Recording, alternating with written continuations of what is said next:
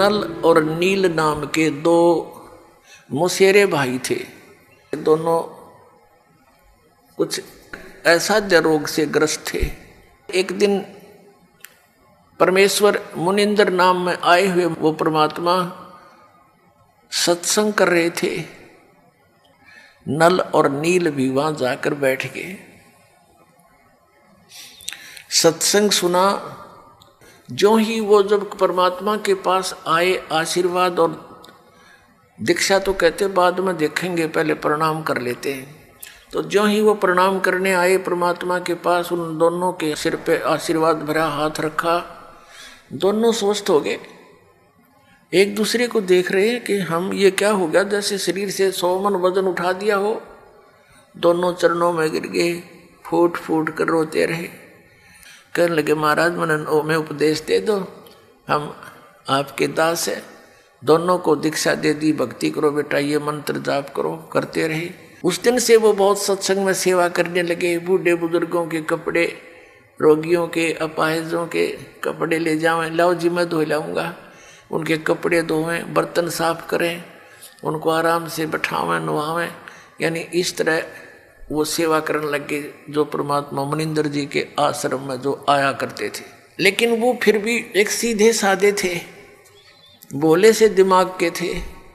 वो क्या करते, सत्संग में जो चर्चा होती, ज्ञान सुनते भगवान के मुख से, तो कपड़े धोने जाते या बर्तन साफ करने जाते। दरिया के किनारे सत्संग होया करते थे, आश्रम होते थे ऋषियों के। तो वो क्या करते, दरिया के जल में किनारे पर कपड़ों को पानी में भिगो देते कि कुछ देर इनका मैल गल जावे, फिर धोएंगे। इसी प्रकार बर्तनों को, और बैठ के किनारे पर वृक्ष के नीचे सत्संग सुनी हुई बातों पर दोनों चर्चा करते थे। तो ऐसे जब वो बातें कर रहे होते हैं तो एक आधा कपड़ा उस झालों में बह जाता था, उनको पता नहीं लगता। जब वो जाकर धोकर सुखा देते उनके कपड़े, तो वो फिर उठाते अपने अपने कपड़े। कोई कहता जी मेरा तो धोती नहीं मिली, कोई कहता मेरा कुर्ता गुम हो गया। वो कहते भाई हम तो जितने ले गए थे उतने ले आए हैं, हमें तो मालूम नहीं। इसी प्रकार बर्तनों में भी कोई एक आध बर्तन, किसी की गिलास, किसी की थाली प्रतिदिन गुम हो जाती थी। और फिर उनसे प्रार्थना की, भाई देखो मुश्किल से तो हम एक गिलास लाए थे, इतनी दूर से कहाँ कैसे लाएंगे। भाई इससे अच्छा तो तुम ऐसा करो, हमारी सेवा मत करो, हम खुद कर लेंगे। हमें तो बहुत अभाव हो गया इन वस्तुओं का, अब कहाँ से लाए जा करके। तो वो कहने लगे भाई आगे ध्यान रखेंगे, हम बहुत ध्यान रखेंगे। तो अन्य जो और सेवादार होते थे वो बताते थे कि ये भोले भाले व्यक्ति हैं, उन कपड़ों को बर्तनों को भिगोकर पानी में बैठ जाते, एक तरफ भगवान की चर्चा करते रहते हैं, इनको पता ही नहीं लगता वो पानी में बह जाते हैं। कहने का भाव ये शिकायत गुरु जी के पास पहुंच गई, मुनिंदर जी के पास। अब उनको चिंता होगी कि महाराज जी के पास बात गई और अब ये हमारी सेवा छीन लेंगे। अब सेवा छीननी गई तो भगवान रुष्ट हुए हमारे से। गुरु जी रुष्ट हो गए तो हम पर तापत्तियां फिर आ जाएंगी। वो इस भय से करबद्ध होकर के वहाँ गए, गुरु जी ने बुलाए। परमात्मा ने कहा बेटा ये बहुत परेशान हो गए हैं, आपकी नीयत अच्छी है भगवान भक्ति सेवा करने की, लेकिन इनको प्रॉब्लम घनी हो जाती है, तुम सेवा रहने दो बेटा, कोई और सेवा कर लो। वो चरणों में गिर गए, बुरी तरह रोने लग गए, हे परमात्मा हमारी सेवा ना छीनो, हे भगवान आगे हम बहुत ध्यान रखेंगे। तो भक्त कहते जी इन कई बार कह लिए बात, तो ये फिर जाते भूल जाते, इनके बस की बात नहीं। अब परमात्मा ने देखा कि इनकी श्रद्धा टूट है, इनका दिल टूट जाएगा, ये महादुखी हो जाएंगे। तो परमात्मा कबीर मुनिंदर जी ने, परमेश्वर जी ने आशीर्वाद दे दिया बेटा आज से तुम्हारे हाथों से कोई वस्तु जल में डूबे नहीं की, वो वहीं जहाँ रखोगे वहीं रहेगी, इधर टस समस्या नहीं होगी, तुम नहीं छेड़ोगे इतने।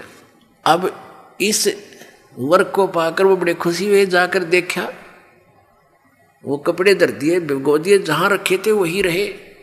थाली बेले काशी के होते थे वो रख दिए, काशी तो वैसे डूब जाती है, काशी भर के पानी तो बेला, और उस पर दरिया पर रख देते थे, जो का तो रहता था। फिर एक आध कहने लगा पत्थर तो उठा कर रख के देख लो। वो एक आधी कंकर पत्थर उठा कर रखे, वो जहां रख दिया उस जल के ऊपर एज इट इज स्थिर रहने लगे। तो ये उन भक्तों की तो प्रॉब्लम हल होगी जिनके बर्तन और कपड़े गुम होया करते। तो इस प्रकार नल और नील को ये आशीर्वाद परमेश्वर मुनिंदर जी द्वारा दिया गया था। उधर से क्या हुआ कि कुछ दिनों के बाद जैसे विष्णु अवतार श्री रामचंद्र जी राजा दशरथ के गर्दन में थे, विवाह हुआ सीता जी के साथ। विवाह होने के कुछ समय उपरांत उनका वनवास हुआ। वो वन में अपना समय व्यतीत कर रहे थे, वहां से सीता जी का अपहरण कर ले गया रावण। उधर से रावण को संदेशे मिले,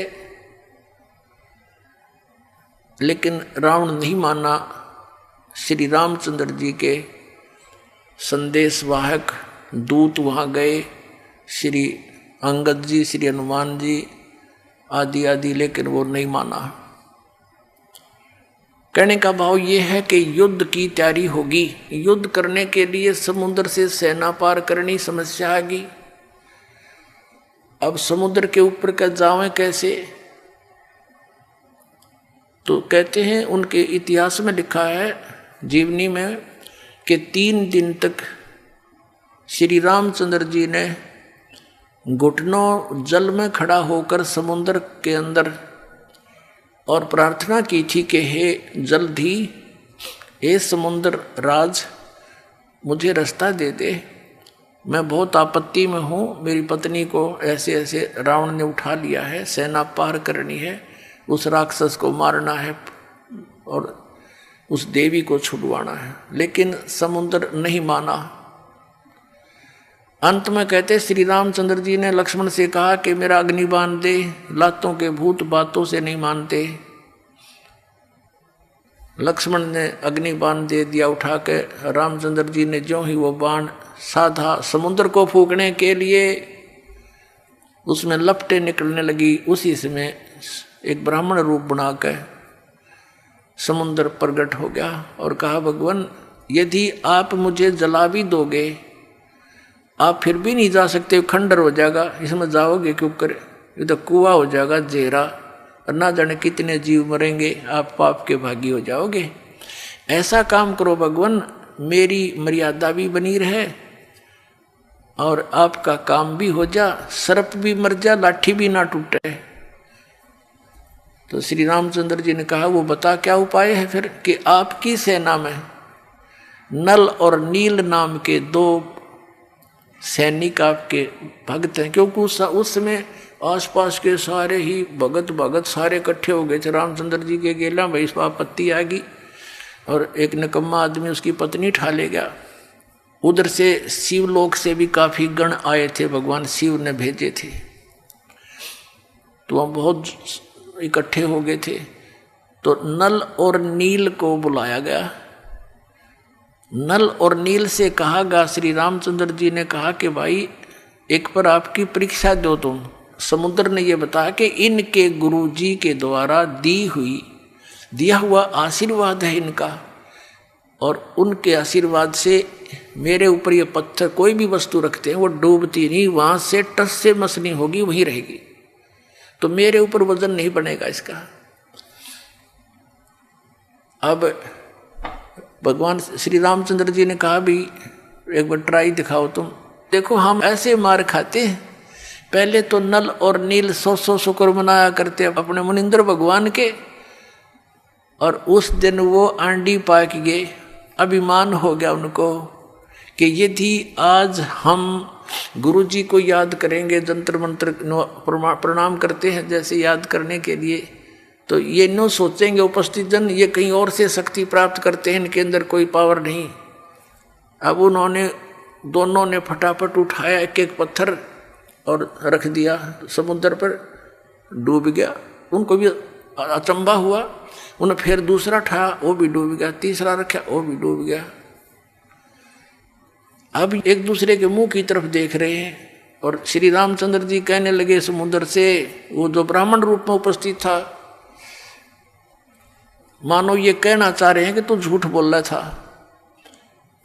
तो ब्राह्मण रूप में उपस्थित समुद्र ने कहा कि भगवान आज इनने कोई गलती कर दी, क्यों भाई तुमने अपने गुरु जी को याद नहीं किया, आज दिखे ये अभिमान में आ गए, इसलिए इनके हाथ से वो पावर चली गई दिखे।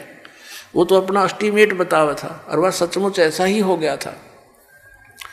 अब उन दोनों ने फिर अक्षमा याचना की, गुरु जी को याद किया, हे दाता दया करो, हमसे गलती होगी, माफ़ करो, हम तो पापी आत्मा हैं। वो डर गए न्यू अकदे फिर वो आपत्ति फिर ना आ जाए तुम्हारे पे, और तुमने कर दी गलती आज ज़्यादा, अब मान बढ़ाई की भूख में। तो पुण्यात्माओं परमात्मा हमें आगाह करते हैं कि यदि तुम ऐसे मर्यादा तोड़ दोगे भक्ति आपकी नष्ट हो जाएगी। जैसे माता गर्भ को रखे यतन बनाए और ठेस लगे तो छन होए, ऐसे भक्ति जावे। जैसे किसी बहन को माता को बहुत वर्षों के बाद कोई गर्भ रहा हो, फिर वो कितनी चिंतित होती है उस बालक को परिपूर्ण करने के लिए, कहीं ऊंचे नीचे में पैर ना रखा जा, चलते समय भी बहुत सावधानी बरतती है, और रात के समय करवट बदलते समय भी वो बहुत चिंतित रहती है, कहीं मेरे बालक पर जोर ना आ गया, एकदम उदड़क के पड़ती है और देखती है दर्द पीड़ा तो नहीं होगी मुझे। तो कहते हैं जैसे माता गर्भ को रखे यतन बना और ठेस लगे तो क्षीण होए, तेरी ऐसे भक्ति नसावे, तो उनकी भक्ति नसगी खत्म होगी।